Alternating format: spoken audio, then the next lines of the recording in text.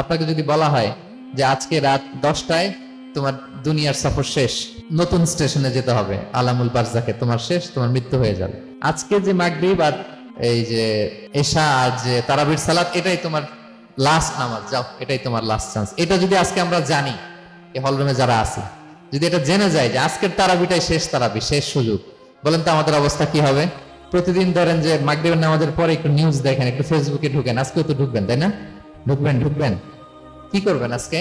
আল্লাহ আকবার, সব বাদ দিয়ে অজু করে আতর মেখে জায়নামাজটা ভিজিয়ে দীর্ঘ কিয়ামুল লাইল করবেন, সিজদায় পড়ে চোখের পানি দিয়ে জায়নামাজ ভিজিয়ে দেবো আমরা, ঠিক কিনা?